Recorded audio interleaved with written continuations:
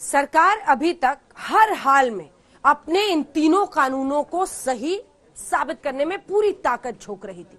वहीं किसान इस कानून को खोटा बताए जा रहे हैं। आपने दोनों ही तरह के, आप और हम सभी सरकार की तरफ से, किसानों की तरफ से उनका पक्ष सुन रहे थे। लेकिन आज बात सुप्रीम कोर्ट की आई है। सुप्रीम कोर्ट ने कहा है कि सरकार ने अभी तक किसानों को मनाने में नाकामी ही हासिल किया है। जी हां, सरकार फेल रही है। इस तरह की टिप्पणियां सुप्रीम कोर्ट ने कही है। किसानों को बड़ा संदेश दिया, देश के किसानों में भरोसा जगाया, कहा आप एक कदम आगे बढ़िए, आप हट छोड़िए, अपने परिवार की चिंता मत करिए, क्योंकि देश में आपके हक की रक्षा करने के लिए सुप्रीम कोर्ट मौजूद है।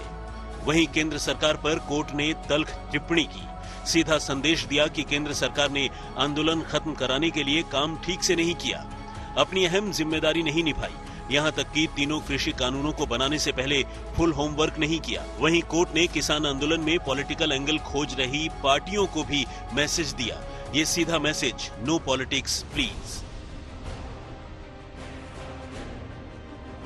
किसान ने कोर्ट और केंद्र सरकार को जो संदेश दिया उसकी पूरी आउटलाइन खींच दी। कल कोर्ट का ऑर्डर आएगा, लेकिन वो ऑर्डर क्या होगा वो आप कोर्ट रूम में 140 मिनट चली सुनवाई से समझ सकते हैं।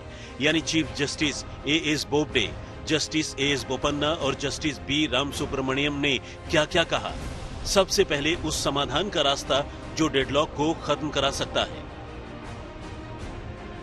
सीजीआई ने कहा कि हमने न्यूज़पेपर के आधार पर यही समझा कि सरकार क्लॉज के हिसाब से बात करना चाहती है और किसान कानून को रद्द कराना चाहते हैं। हम सीधा ये सोच रहे हैं कि कृषि कानून को होल्ड पर रख दें, ताकि जब तक कमेटी अपनी रिपोर्ट न दे दे। कोर्ट ने सीधा संदेश केंद्र सरकार को दिया, जिस कानून को केंद्र सरकार खरा बता रही है उसकी कानून को किसान संगठन खोटा बता रहे हैं। कोर्ट ने साफ कर दिया कि 3 कृषि कानून खरे हैं या खोटे, अब ये कमेटी डिसाइड करेगी। कोर्ट रूम में क्या क्या दलील दी गई, समझिए। कृषि कानून पर सुप्रीम कोर्ट की कमेटी पर हरीश साल्वे ने कहा, क्या किसान कमेटी के सामने आने को तैयार हैं, भरोसा दे रहे हैं। सीजीआई ने किसानों के वकील दुष्यंत दवे से पूछा कि क्या आप कोर्ट द्वारा गठित कमेटी के समक्ष नहीं जाएंगे। इस तरह का व्यवहार नहीं चलेगा कि आप सरकार के पास जाएंगे लेकिन हमारे द्वारा गठित कमेटी के पास नहीं। जवाब में किसानों के वकील दुष्यंत दवे ने कहा कि ये तो हम अपने संगठन में बात कर तय करेंगे। हमारे किसानों के 400 से ज्यादा छोटे बड़े संगठन हैं। कोर्ट ने कहा कि अभी यहाँ से बखेड़ा खड़ा न करें कि कौन किसके सामने जाएगा या नहीं। जवाब में दवे ने कहा कि क्या साल्वे अपने मुवक्किल हरियाणा और यूपी सरकारों की ओर से कह सकते हैं कि समाधान निकलने तक वो अपने यहाँ इसे लागू नहीं करेंगे। आज कोर्ट के रुख से साफ था कि मौजूदा गतिरोध से देश के किसानों को लेकर वो चिंतित थी और केंद्र सरकार के काम से पूरी तरह नाखुश। कोर्ट रूम में आंदोलन पर बैठे बुजुर्ग और बच्चों को लेकर बड़ी बात हुई। किसानों के वकील एच.एस. फुल्का ने कहा कि कई आम लोग भी प्रदर्शन में शामिल हुए हैं, जिसमें कई बुजुर्ग शामिल हुए हैं। सीजीआई ने कहा कि आपको उन्हें समझाकर वापस भेजना चाहिए। कोरोना है, ठंड है, अगर हम कानून के लागू होने पर रोक लगा देते हैं तो प्रदर्शन की जरूरत नहीं, बस कमेटी के समक्ष बात रखनी होगी। सीजीआई ने किसानों के वकीलों से कहा कि हमारा संदेश बुजुर्ग किसानों तक पहुंचा दें कि चीफ जस्टिस चाहते हैं कि बुजुर्ग महिलाएं और बच्चे इस ठंड में घर लौट जाएं। कोर्ट रूम में आज की बहस से जो सबसे बड़ी बात निकली वो यही है कि केंद्र सरकार को सुप्रीम कोर्ट ने जमकर फटकार लगाई।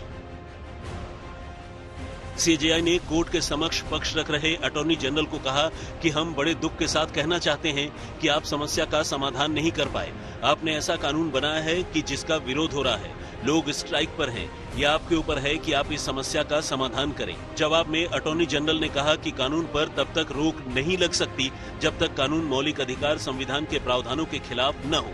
लेकिन किसी भी याचिका में इस बात का जिक्र नहीं है कि ये कानून मौलिक अधिकार संविधान के प्रावधानों के खिलाफ कैसे है।